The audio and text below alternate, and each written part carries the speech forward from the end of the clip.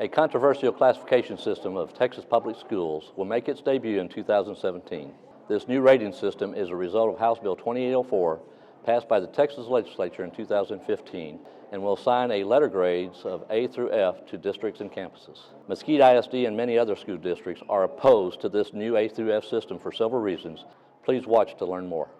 Mesquite family, as you just heard from our board president, Robert Seward, we're about to go down the pathway of the A through F system designed by the state to evaluate our schools in terms of accountability. While many of you may not know this, really the purpose of accountability is to ensure that schools are meeting certain standards, to ensure that they're meeting quality standards, and to be able to show that when they really do excellent work in the classroom and in the schools at large. And then to be able to tell that message to parents and to the community at large. As we look at the A through F system, one of the concerns that I have is it doesn't do any of those things. It's designed to compare schools against each other. It's designed to put punitive labels on schools. It's designed to create winners and losers. Supporters of the A through F system say it is easy for parents to understand. Everyone understands what an A means, right? But that logic presumes that schools will be asked to meet a standard and that the grade corresponds to how well they did against that standard. Not true with A through F. The entire system is designed to compare schools to one another. Grades will be assigned on a bell curve, a forced distribution. Regardless of how well schools are doing, a certain percentage of them will be designated as D and F campuses. Think of it this way. If all the students in a classroom scored at least 90% on a test, all of those students would deserve an A.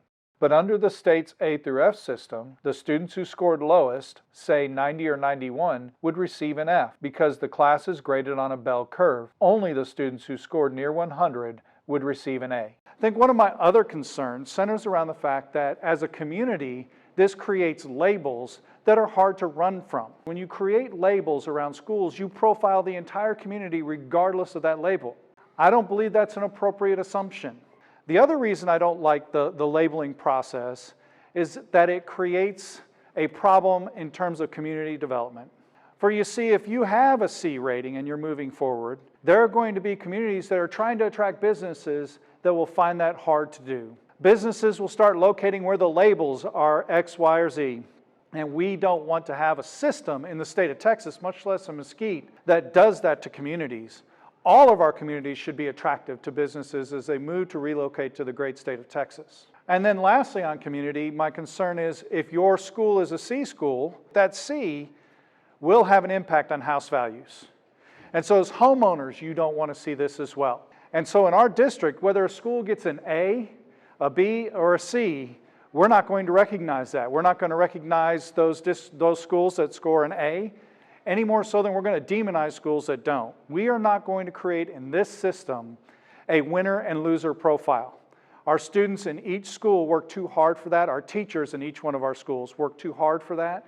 And we have winners in every single one of our schools. And that's what we're going to profile as we move forward. I hope that you all hear my message. I hope you convey my message out there today.